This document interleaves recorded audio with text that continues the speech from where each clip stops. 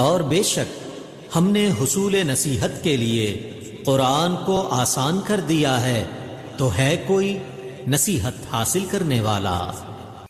بسم اللہ الرحمن الرحیم، اللہ کے نام سے شروع جو بڑا مہربان اور نہایت رحم کرنے والا ہے۔ السلام علیکم ورحمۃ اللہ وبرکاتہ۔ کیسے ہیں آپ سب؟ میری دعا ہے اللہ تعالیٰ سب کو صحت و عافیت کی بہترین حالت میں رکھے۔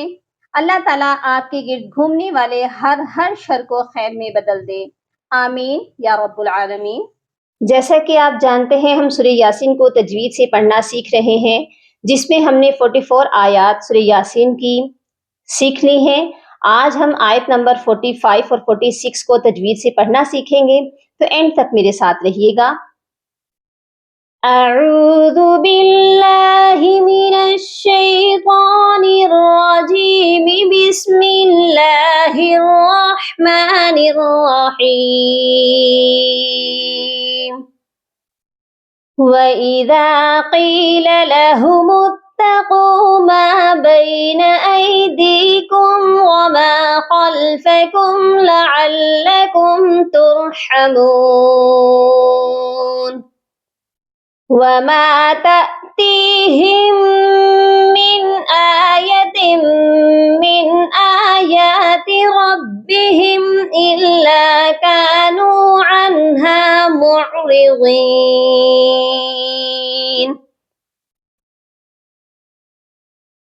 سب سے پہلے تو وَإِذَا قِيلَ، ذال کے ساتھ الف مدہ ہے، اس کو ہم نے ایک الف کی مقدار لمبا کرنا ہے۔ قیل، قاف کو بھی ہم لمبا کر کے پڑھیں گے اور اس کو ہم نے موٹا بھی کر کے پڑھنا ہے۔ لَهُمُ اتَّقُوا، یہاں پر بھی دیکھیے قاف کو ہم موٹا کریں گے اور ایک الف کی مقدار لمبا کریں گے، اس کے ساتھ واو مدہ ہے، کیونکہ واو ساکن سے پہلے جب بھی پیش ہوتا ہے تو وہ واو مدہ کہلاتا ہے۔ ما بین، یہ والا یا لین ہے، یا ساکن سے پہلے اگر زبر ہو تو یا لین کہلاتا ہے۔ ایدی، یہاں پر بھی آپ دیکھیے یا مدہ ہے، اس کو بھی ہم نے لمبا کر کے پڑھنا ہے۔ یہ ان دونوں میم پر اظہار شفوی ہوگا، کیونکہ دونوں کے آگے 27 حروف میں سے حرف ہے، ایک کے آگے واو ہے اور ایک کے آگے لام ہے، تو یہاں پر ہم نے بالکل بھی غنہ نہیں کرنا، صرف میم کو ظاہر کرنا ہے کہ ہم نے میم کو پڑھا ہے۔ اسی طرح لعلکم، اس میم پر بھی صرف اظہار کرنا ہے، غنہ نہیں ہوگا، ان تینوں میم پر غنہ نہیں کرنا۔ ٹھیک ہو گیا؟ اس آیت کو میرے ساتھ آپ بھی دہرا لیجئے۔ وَإِذَا قِيلَ لَهُمُ اتَّقُوا مَا بَيْنَ أَيْدِيكُمْ وَمَا خَلْفَكُمْ لَعَلَّكُمْ تُرْحَمُونَ۔ نیکسٹ آیت پر آ جائیے۔